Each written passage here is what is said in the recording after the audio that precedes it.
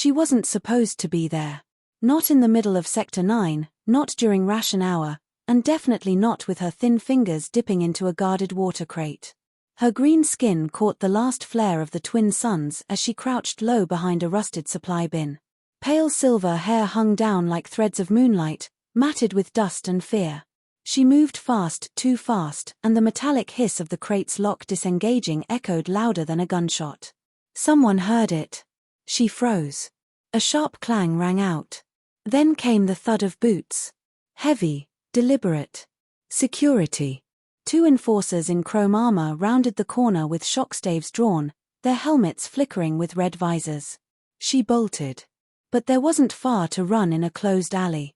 Within seconds, she was face down in the grime, wrists pinned behind her back, her knees scraping against concrete. The taller enforcer's voice buzzed from his helmet speaker. Unauthorized access. Theft of rationed water. Penal Code 117. The girl writhed. Her voice was soft, pleading. Please. I was only. Silence. The crowd that had gathered outside the checkpoint stared. Most didn't speak. No one dared to. Stealing water during a drought was almost as bad as shooting a council delegate. And she wasn't even a citizen. That's when he appeared. A voice cut through the air like static breaking a signal. Let her go. The crowd shifted. From behind the crates, a man stepped out, human, unarmed, shirt soaked in sweat, face smudged with soot. He looked like any other drifter until he stood straight. Until his eyes, cold and calculating, locked onto the enforcer's visor. The shorter enforcer turned. Move along, citizen. This does not concern you. I think it does. The man kept walking forward, slow, steady. The enforcer raised his shock staff, its coils buzzing. You'll be charged with obstruction. He didn't flinch. She's just a kid, the man said. She didn't hurt anyone. She's dehydrated, probably hasn't eaten in days. She touched a crate, didn't even drink. You want to take her arm for that. The taller enforcer tightened his grip. The law. Screw the law. This isn't justice. This is spectacle. The moment hung in stasis. The green girl looked up. Her lips trembled. And then came the shift. The crowd, silent until now, stirred. A murmur rippled. Not loud. But enough. The enforcers hesitated. We have orders, the short one said, but his voice cracked. You also have a choice, the man countered. Let her go, or find out what happens when you don't. A pause. And then, the enforcers released her. She fell forward, gasping. The human moved fast, catching her before she hit the ground. He helped her up, slowly, cautiously. The enforcers turned without another word and vanished down the corridor, their authority draining like oil from a cracked pipe. He looked down at her. She couldn't have been older than 20 in human years. Her face was cut at the cheek, dust caking her lips. Her eyes were glassy, the kind that saw too much hunger and not enough kindness. What's your name? He asked. She blinked. Syrah. You're not safe here, Syrah. They'll come back. Probably with more. She nodded slowly. I didn't mean to steal. I was just thirsty. He offered her his canteen. She took it, hands trembling. Behind them, the crowd dispersed. But not without glances.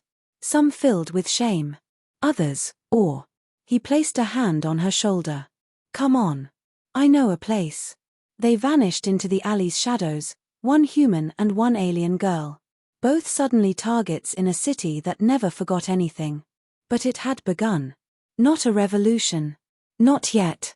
But the first spark in a system that had long since stopped caring who lived and who suffered. And someone, somewhere in a tower far above, was already watching. The safe place he spoke of turned out to be nothing more than a hollowed-out tram station beneath the city's transit lines, abandoned after the tunnels collapsed 5 cycles ago. The air was stale but quiet. Safe, in a city like this, didn't mean comfortable. It meant forgotten. Syrah sat on a makeshift bench of broken panels, cradling the canteen. She hadn't spoken since they arrived. Her hands were still trembling. The man crouched a few feet away, watching her cautiously. You can relax now. They won't track you here. She finally met his eyes. Why did you help me? You don't even know me. He scratched at his jaw, exhaling. Because I used to be you. Hungry. Scared. Alone. Someone helped me once. I didn't forget. Her gaze dropped. They'll be looking for both of us now. Yeah, probably. But they'd have to come down here first. And they hate getting their shiny boots dirty. She almost smiled at that, but her lips couldn't quite manage the shape. What's your story? He asked gently. You part of the camps outside the dome? Syrah nodded slowly. We were relocated after the aquifer dried up in Zone 13. They said there'd be housing, food, water. But all we got was fencing and a mud trench. My brother went to get permits last month. He never came back. The man's jaw clenched. He knew what that meant. Everyone did. He reached into a supply crate and pulled out a ration bar, wrapped in black foil. Here. It's not much, but it's better than dust. Syrah took it, breaking off half before handing it back. Share it with me, please. He hesitated, then nodded and sat beside her. They chewed in silence, the crunch echoing across the steel bones of the old station. You got a name, stranger? She asked finally. Yeah. Cole. Thank you, Cole. He gave a soft grunt in reply, but it wasn't dismissive. Just then, a low hum vibrated through the walls. A transport drone passing overhead. But it wasn't standard freight, the pitch was off. Cole shot up. That's a patrol scout. Damn it. They're sweeping further than I thought. Syrah's knuckles turned white around the canteen. We need to move, Cole said. Come on. There's a crawl shaft behind the maintenance panels. Leads into the lower ring. No cameras there. She stood, legs wobbling. He helped her stay upright. Together, they pulled aside rusted grates and squeezed through the narrow opening. The shaft was dark, damp, and claustrophobic. Pipes hissed steam from forgotten valves. Rats scattered at their approach. But it was freedom of a sort. At the end, they dropped into a service corridor lit by flickering strips of faded blue light. A sign read, Sector Storage, Authorized Access Only. Cole led the way. He moved like he'd done this before. Syrah paused at the doorway. What if we're caught again? He turned, face half-lit. Then we don't get caught. In the storage bay, he opened a sealed crate using a pry tool from his belt. Inside were stacks of cloaks, ration packs, ID chips, contraband. Syrah blinked. You're part of a network. Was, he said. Now I just try to help when I can. Most of the others are gone or underground. The council wiped out the eastern cell last year. He handed her a cloak and a forged ID. This says I'm a sanitation worker. Exactly. No one questions the ones who clean the streets. Blend in. Move carefully. She draped the cloak over her shoulders, the fabric rough but warm. What's the plan? She asked. Cole looked toward the stairwell leading up to the public levels. We get to Dock 12. I know a pilot. Old war vet owes me a favor. He can get you off-world. Her eyes widened. You're sending me away? It's the only way to keep you safe.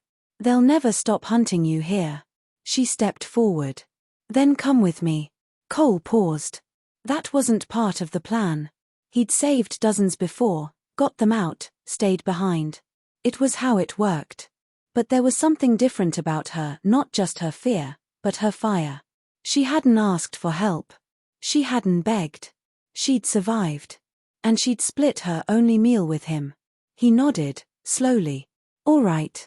One trip. Then we disappear. Outside, the city's sirens started to wail. Someone had tipped the enforcers. The net was tightening. Time to go, Cole said. And this time, they ran together. Dock 12 was chaos. Cargo loaders rolled in uneven patterns. Customs officers barked into handcoms. Engines roared from shuttle bays, heat pulsing off the metal deck like a second sun. It wasn't just transport, it was the artery of the city's survival. And now it was their exit route. Cole kept his head low, one hand steady on Syrah's shoulder as they navigated past crates marked for off-world transport. Her cloak hung heavy, face hidden in its folds. But inside the shadows of her hood, her eyes darted. "There," Cole whispered, pointing. A weather-beaten freighter sat half-powered, hull-scarred from old battles. The emblem on its flank, an old resistance symbol faded by time, was barely visible. "That's him." A bulky man in a patchwork coat stood by the boarding ramp, chewing on a wire toothpick. His cybernetic eye flickered as Cole approached. "Didn't think I'd see you again," the man said. His voice was like gravel over steel. "Didn't think I'd need to call in the favor." The man looked at Syrah. "She part of the deal?" "She is the deal. You get us out, no questions asked." The pilot snorted. "Questions are expensive. So is fuel." Cole stepped closer. "I've got 3 encrypted comm chips from the southern grid. Worth enough to buy you a week's jump." The pilot hesitated, then nodded.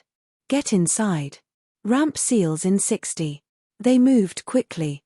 As they climbed, a sudden clang rang out from the dock's far end. Then a shout. 2 enforcers appeared, scanning the area. Their helmets turned sharply. "Go." Cole pushed Syrah ahead and spun around, raising a small flash charge from his pocket. It wasn't a weapon, but bright enough to blind cameras. The dock filled with white light. Screams erupted.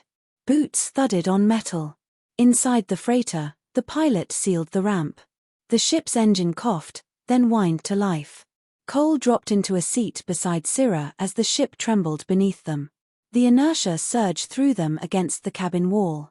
Outside, alarms blared. Dock authorities shouted for ground lockdown. Too late. They were airborne.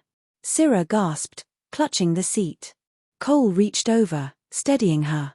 "Breathe. We're clear." She let out a shaky breath. Her hands shook less now. The freighter angled up into the black, stars spreading like dust. For the first time in days, Syrah wasn't running. The pilot's voice crackled over the intercom. "You've got 2 hours until we hit orbit jump. After that, no turning back." Syrah turned to Cole. "Where do we go now?" He studied her a moment. "There's a colony on Thalos Ridge. Not under council control yet. You can start over." She corrected. He didn't respond. "Not yet." They spent the next hour in silence, patching her cuts with synthskin and sharing another ration bar. She asked nothing about his past. He offered nothing. The space between them wasn't empty, it was unspoken understanding. But peace never lasts. An alarm blared overhead. "Incoming lock." Tracking beacon activated. Cole stood instantly. "They tagged us." The pilot cursed. One of the dock loaders must have slipped a tracer onto the hull. "We've got a patrol ship on intercept course." Syrah's eyes widened. "Can we outrun it?" "Not without dumping mass," the pilot growled. Cole scanned the cargo manifest on the wall. "There, container 7B. It's ballast crates. Dump those." The pilot hesitated. That structural compensation, dumping it could destabilize the jump. "Then aim right. Just once. I'll take care of the beacon." He ran. Cole hit the aft access hatch, grabbing a rebreather from the rack. The external crawl was suicide, but he'd done worse. The beacon was likely magnetic, stuck to the underframe. If he could dislodge it before they hit escape burn, they'd vanish into dark space. Syrah chased him to the door. "You can't go out there." "I can, and I will. Stay inside." "But you made me come this far. Don't make me regret it." He winked once, then locked the hatch.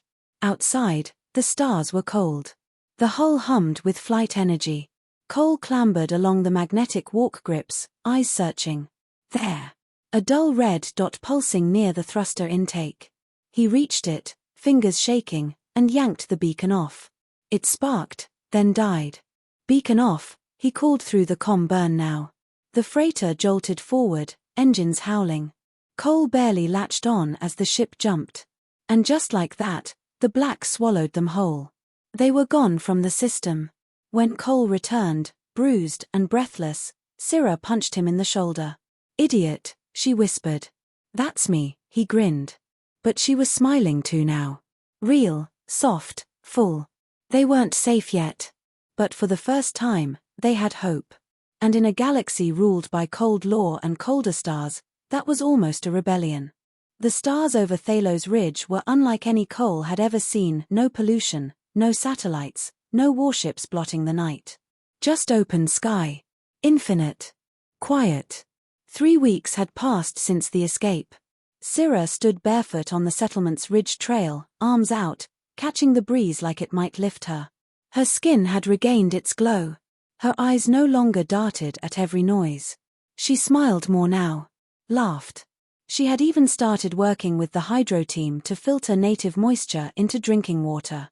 Cole watched her from a short distance, arms crossed, leaning against a support post by the crops. He hadn't said it out loud, but he felt it, peace. Something he'd long stopped chasing had found him instead. "You're watching again," she called without turning. "Making sure you don't try and fly off the cliff." "I might. Just to prove I could."